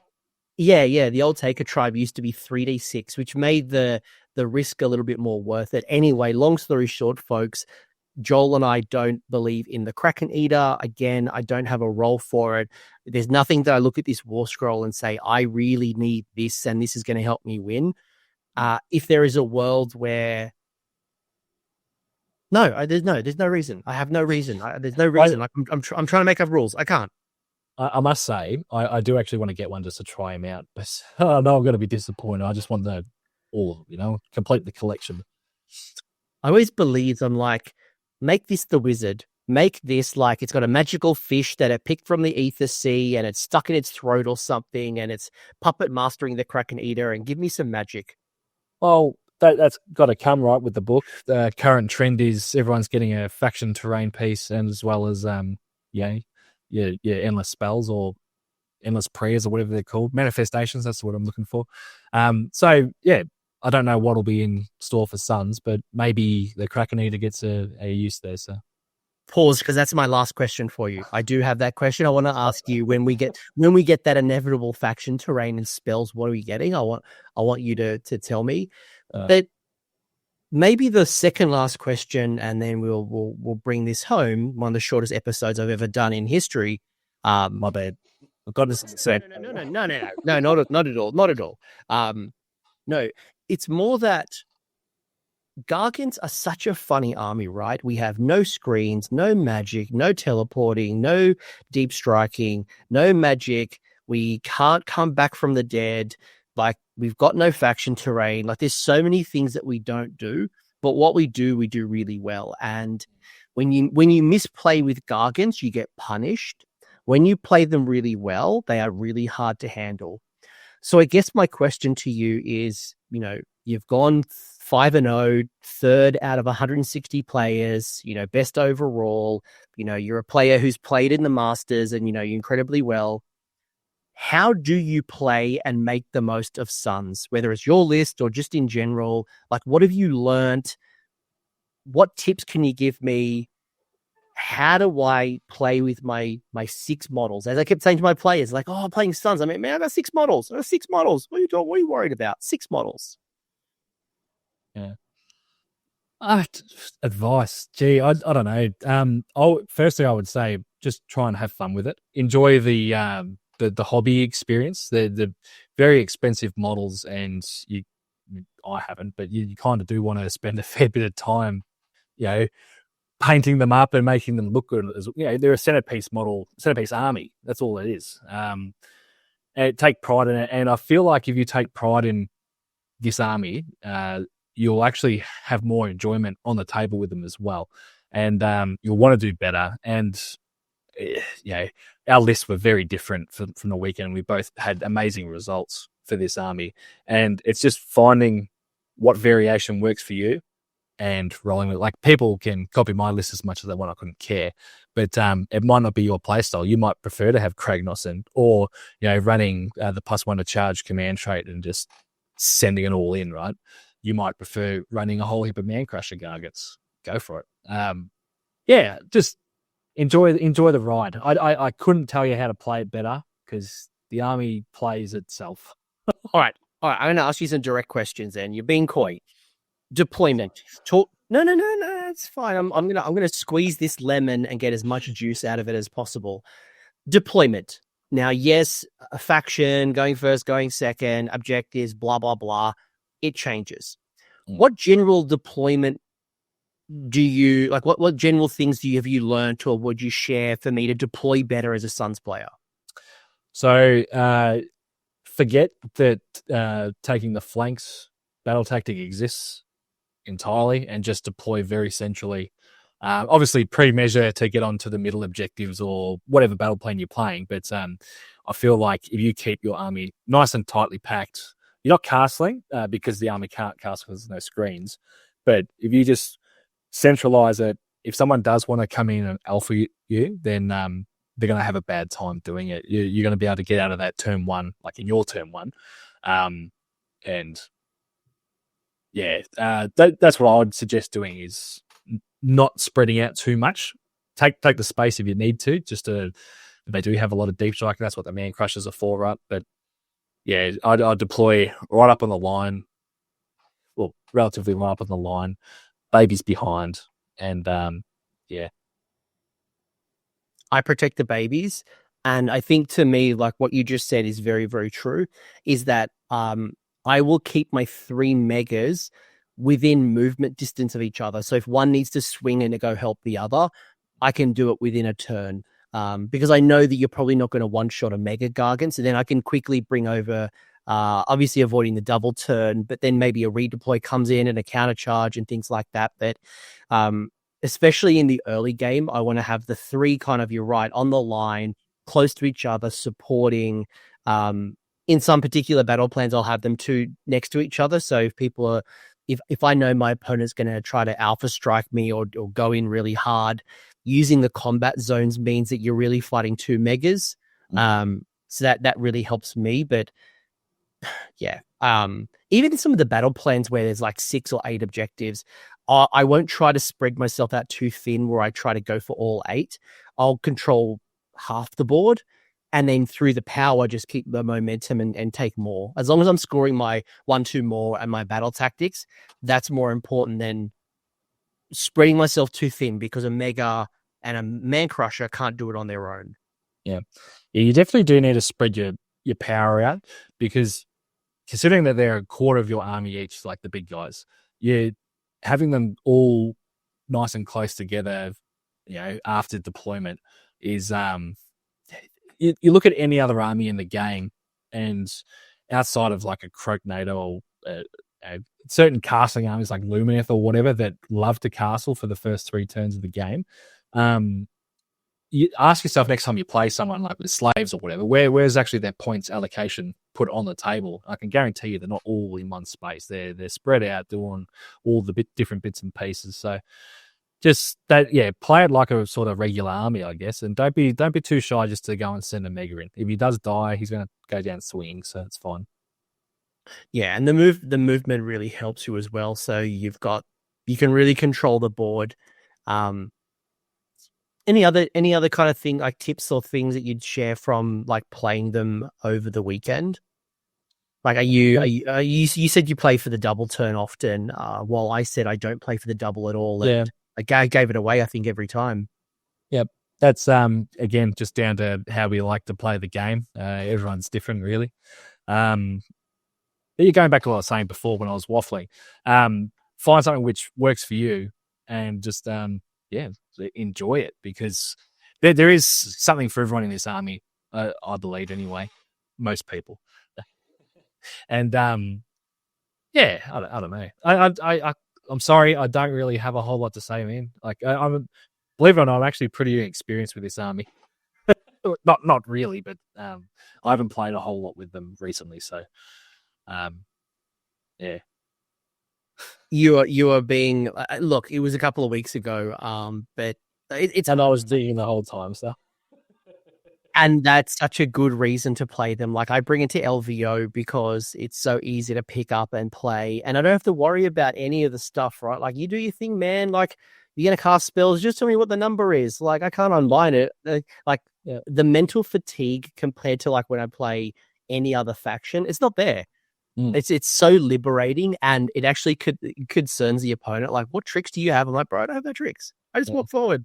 Yeah. 3d6 charge. That's it. Yeah. In your case. But yeah, I actually found the mental fatigue. I was feeling fresh as a daisy after game 5. I've never felt like that before after a tournament before. It was fascinating to me. Obviously, I still felt like I played a tournament on Monday. The hangover finally caught up with me and all that, but that's neither here or there. But the legs were a bit sore and all that still. But games were going quick. You had over an hour at the end of every game between rounds, which was just unreal. Just to unwind and enjoy the convention, talk to people, go check out vendors. It was it's a really good army for socializing. Yeah, and there's no need for chess clocks. Like, I know my turn's going to be really quick, right? Like, it's actually funny. I played Liam as a practice game, the guy who won CanCon, and between us, we had one thing to do in the hero phase. It was either King Brod's Prayer or Magic Intervention for King Brod's Prayer. Liam had no wizards and no priests. I had one. And some of the speed of our thing was just like, yeah, so that's awesome. It's it feels really liberating, doesn't it? Not being bound down or weighed down by the manifestation game and all that. It's I'd really suggest people giving it a go. Just no wizards, just roll with the punches. I was worried the first time I didn't take Glowy Lantern. I'm like, oh man, manifestations are so popular. They're so wild. Carriage Overlord's not doing well. They don't have a lot of wizards. Like, right, do I really need the Gobblepalooza to get a wizard in my faction? And am I really going to struggle? No. Didn't miss that at all. I found I was using other people's manifestations for easy battle tactics. Fight with two and not lose anything and all that. Like, yeah, it's great. At time to get stuck in. If something was pinned down by a purple sun or whatever, just come in and clean it up. So try it and then use your combat range to get into other things. Yeah, and when you're not giving your opponent any manifestations to do the same thing, they're suddenly having to engage with your Mega Gargants a lot earlier than what they're probably predicting. They can't dance around the table all game scoring battle tactics because there's not enough of those battle tactics to do that. So, yeah, it felt really nice, actually. It felt really good. The amount of times that someone tried to kill something in my general's regiment or realized that it was near impossible, or they went, right, okay, I need to fight twice and not die. And I still killed that unit. It's very, very, very hard. So it did make battle tactics scoring difficult. I think in my 5 games, Jasper, who ran OBR, was the only person who did 4 battle tactics. He was the person who got the highest score against me. What did he fail on? He failed Do Not Waver. So again, scoring battle tactics against Gargants can be hard, and through redeployment, counterplay, you can make that even harder. Yeah. And, if they do open up a position for you to counter charge, and they're doing Do Not Waver, don't lose anything, it's failed battle tactic already for 2 CP, because I can almost guarantee you that a Mega Gargant's going to come close to killing 1 unit. 2 of them are definitely going to kill 1 unit. So, yeah, then you do the Earth-Shaking Roar. You're able to do stomps. You got so many tools in your toolbox. It's last question. I said I want to go to this question. In the future, we get our battle tome. What do you expect from an inevitable faction terrain and spells invocations? Do you think we'll get a wizard, or is it what stuff?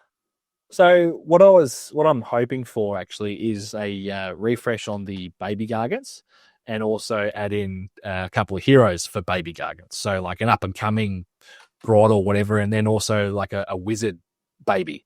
So I don't actually want a wizard mega. I want there to be more baby stuff. So you've got your megas, and then you've got your little guys who can still be a part of the army, sort of like Grotzar to look at, what are they? Swamp Orcs, Cruel Boys. Out of mind blank. So Hobrots have a role in their society. So do Man Crusher Gargants, right? So maybe bring back the Ale Guzzler, probably not, but just give me a Man Crusher wizard. Maybe, I don't know. I just feel like that's what I want. As far as endless spells and all that go, it's going to be some foot fetish destruction stuff, isn't it? I don't know. I don't really care what they are, but the terrain piece though, that could be something like a big totem, something similar to what the War Clans just got, or I don't know if we'll get a throne, but maybe, I don't know what it would do. I've got no idea. I'm not a rules writer. I'm just a player. Yeah, I don't actually know. Like, I'm not confident we'll get wizards. You're right. I would love a man crusher or like some type of 20 wound, not a mega, not a man, like some type of like 18 to 20 wound wizard. It'd be like a hero man crusher, right? So Yeah, like a little glorified, like a little bit better. I'd like that. I probably think that's more like Khorne, where you'll just get pure invocations and King Brod, and I'd hope they make King Brod a double priest rather than a single, because I don't want to sacrifice my prayer law for a manifestation. So allow me to do 1 and 1. That'd be really nice. As for a faction terrain, I genuinely have no idea. Like, what a big rock? Like, is there like a big rock that we think like Yumnog or like Behemat is important to us? But to your point around like you got to imagine that there's some type of carrion, some type of creature, humanoid or some type of creature who's following around the mega gargants, like taking the scraps, and I don't know, little guys on Brod, the creepers. Yeah, like little beasts, like every faction seems to have like a beast with a control score of 1. Like, give us a version of a beast, like, I don't know, a dog thing or dog with creepers on it. I don't know. Yeah, not to get too narrative here, but I'm sure there's mortal followers, like human followers of Behemat. It's it's not just gargants. There'd be just plain old dudes who have churches of Behemat somewhere. Oh, sure. I'd follow it. If there was a church around the corner, I'd definitely go follow that. Give me a screen, please, GW. I'll go preach the good word of Brod. Have you received your D3 healing today? Joel, you and I can talk for hours. It's Sons are a great army. You know, it's hard to talk super tactics when we don't have a lot of tools, and it's about really making the most of your. I think my last comment would be around learn what your Gargants can and can't do. I think the process that Joel and I probably have gone through is we know which fights we can fight, which fights we'll lose, which fights need a second mega or a man crusher, and how far you can push your army before it gets pushed back. And I think that to me has been the big learning thing, because now I make better decisions and go, right, I don't want to overextend. I don't want to commit 2 megas and then I've wasted a set of combat, or, you know, I assume that this amount of attacks would do this much damage, but actually with the, you know, hitting on 4s and, you know, the spikes and the troughs, actually I walk away disappointed. So for me, it's about knowing the limits of your army, and that's probably my last piece of advice. Yeah, no, for sure. I agree completely. Yeah. It's picking your fights, all your megas, they have their own roles. They're anti something, like faction terrain you can just reliably take out with the Gatebreaker. But you know, like the War Stomp is just such an auto include at the moment. With his neg 4 stomps, it's just so good. And yeah, like if you want to dabble with the Beast Smasher, I'd highly recommend it, because he is just solid into everything, especially monsters. Yeah. Yeah. No, you're right. You're 100% right. Like, even if you're not fighting monsters in the meta, it still does well. It's good enough to hold its own. My last piece of advice would be get yourself a blank base, 130 mil base. The amount of times it saved me looking to see if I could charge, if I could counter power through, you know, looking at my auras, that blank base saved me a few times. Very relevant, because we didn't even touch on Longshanks, right? So I don't know if you use that. Also, let's talk. All right, for the people who've committed to us, here's a bonus. There's Longshanks. It's the same rule for everybody. Yeah, so all the megas have it. And so yeah, this unit can pass through models. Where did it go? Sorry, I'm trying to zoom in. I can show you the wall scroll. This unit can pass through models and non-monster units and parts of terrain features that are less than 4 inches tall. So if you roll a big enough charge, you basically just fly over a screen, right? And people do not expect that at all. Getting your big mega into something nice and juicy, you're getting more units with your charge models. I don't know if you got to do this much, but I was making sure that I was making the most out of Longshanks in every single game, every single pile in, because it's just moves, right? So moves, charge, retreats, pile ins, anything. power through. It's nuts. Absolutely. I'm glad you called that out, because when I've played Sons for the first couple of times in 4th, I missed this completely, because old Longshanks was just terrain. Yep. You could never move over models. You did have that power through type rampage that allowed you to run through like the ogres as well. But originally you could never do this in 3rd, and I missed it completely. And then I was talking to somebody and we reread the rules. I went, holy shit, I can now actually do this through units, and it's more than just terrain. Yeah. Game changer. Absolute game changer. Huge. I against Nathan Thompson, I landed a 12-inch charge and got the hopper screen of Gauze, and I killed his Herdstone turn 2. I'll take that any day. So yeah, that is just such a great ability, and that's one of the things I don't like about Kragnos, is that he has no ability to do this. It's only minor, but geez, it can make a huge difference in a game. Like if you just positioning and all that, it's all very micro sort of gaming that this really comes into play. But hopping terrain, when people wouldn't expect you to be able to just move straight over it and get into their big juicy things on the objective, it's such a good ability.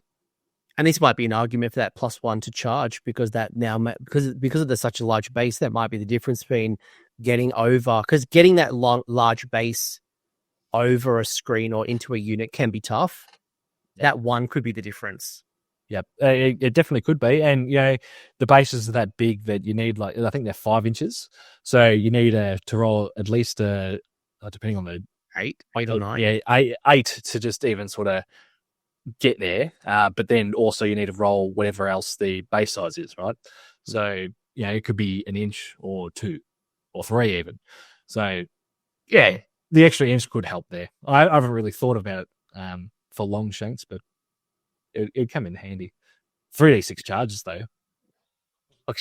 There's something. Now we're keeping with gas. All right, well, there's an after party coming. I think we're going back to tactics, and you said you didn't have gifting up your sleeve. All these late game benefit. Joel, Overlord, if people want to find you, Measured Gaming, go check out the YouTube channel. Absolute great battle report to have on your rotation.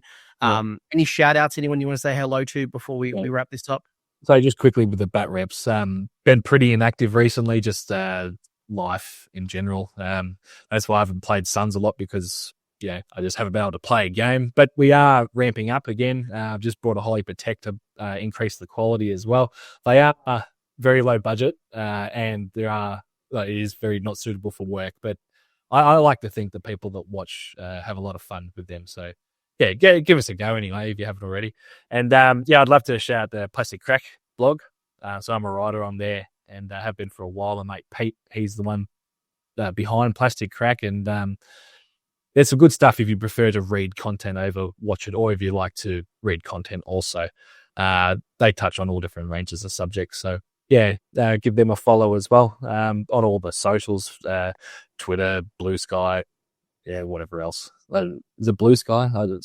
Yeah, Blue Sky. There'll be Red Note. He'll be adding a Red Note TikTok thing in no time. But and you did a really good breakdown of your 5 tournament games at Call to Glory. So if people want to know more of the nuance and how that game flowed and some of your thinking, go check out that blog, and then stay around for some of the other content that Plastic Crack has written. Yep, lovely. All right. Well, I hope you all feel stompy, colossal slammy, chargy, like obviously a lot of cool things. Say hello to your little one, Joel. Great to see your little creeper jump onto the screen. I think I heard it from your dog as well. This has been a show for everybody. But right. Hope you all enjoyed it. Thanks for hanging around. I hope you got a lot of value. And as you all know, folks, Discord link below. Come talk to us. Got a big Suns community. We all love to talk about stomping and smashing and standing on circles. All right. Okay. All right. Thanks for having me, Kate. Always a pleasure. Bye.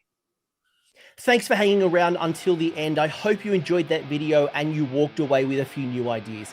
Now, if you did, I would love it if you pressed like on the video, as well as left me a comment with your thoughts. The conversation will continue over on Discord, and the link is down below in the episode description. I also want to give a massive shout out to the AoS Coach patrons and YouTube members who are supporting the channel and the growth that you're seeing here. So cheers, you are all bloody legends. And until next time, don't roll a double one on a spellcast.